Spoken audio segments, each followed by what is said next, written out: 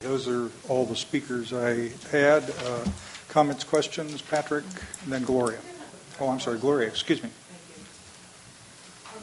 I was looking at the comments from council members, and I was looking at some of the comments, and there's one comment. It says, local feel very strongly about willing sellers. I know you're looking at public land first, and then private, well, where feasible, and then the private land.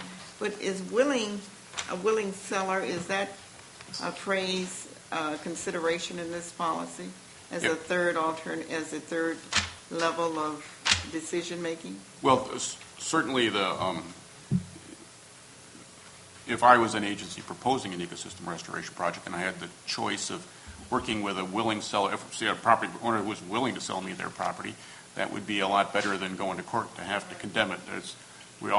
Anyone who's been through these processes, and I've certainly seen them in my time, it's not a happy day when condemnation is involved, whether it's for a road or a park or whatever. People don't like to have their land taken. If they did, they would sell it voluntarily. But our feeling was we weren't treating these goals equally.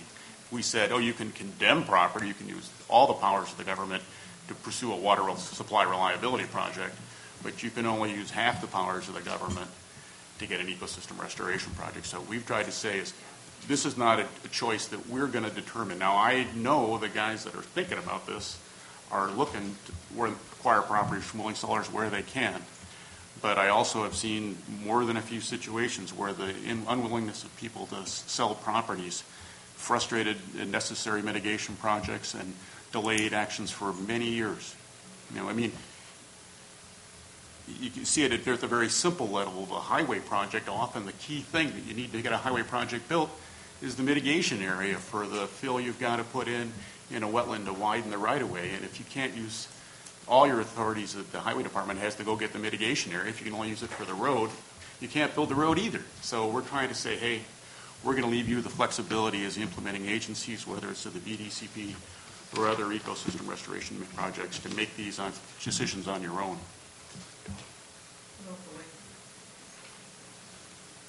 Okay. Pat, did you have a question? No? Okay. Let me see if I can. I think you're close to language on the first paragraph, maybe some title reworking. Don's caveat about mandatory a willing seller, willing buyer, whether it's for ecosystem or other purposes, is one that should be noted as his position. Is that a fair statement? It's a fair statement. And I think you've got enough on that to take this and come close with it, I think. Think about my suggestion about other public works projects, and then we can talk about it. That's going to be your call. You're going to have to put together the 6th draft Delta plan with the guidance you've gotten so far, and I don't think my last suggestion is a killer suggestion for me. It's one I just thought of, and I will put it out there for your consideration. Mr. Chair, yes, sir.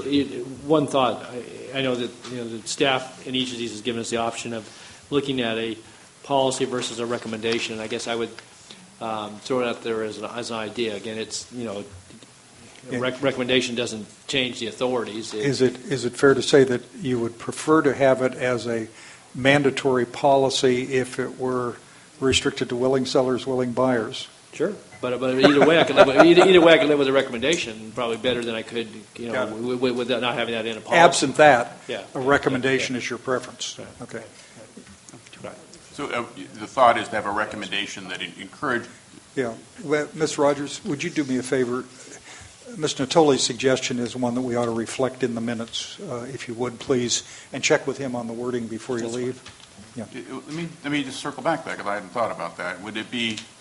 Is your suggestion, Don, that we should have, in the absence of the policy that you would prefer, that we have a recommendation that says that entities that are proposing these sorts of projects should first and foremost try to acquire property from willing sellers?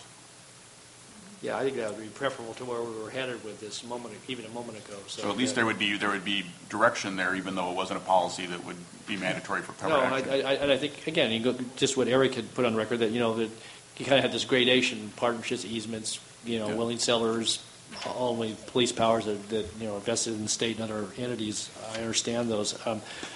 So maybe staff could do some work around that, and maybe there's a way to get here to a point where it would be, maybe not, what any member of this council or member of the audience would find as being 100% satisfactory, but maybe to a point where it would be more palatable and acceptable. So, yeah, I'd like to take a shot at that if you could, Dan. That would be fun. Yeah, it certainly would be good advice to any agency that was involved in a project like this. So does that mean we're going to come back with options again? We'll bring that back in the final staff draft. We'll have language about that, Yeah. and you can dispose of it then. Okay.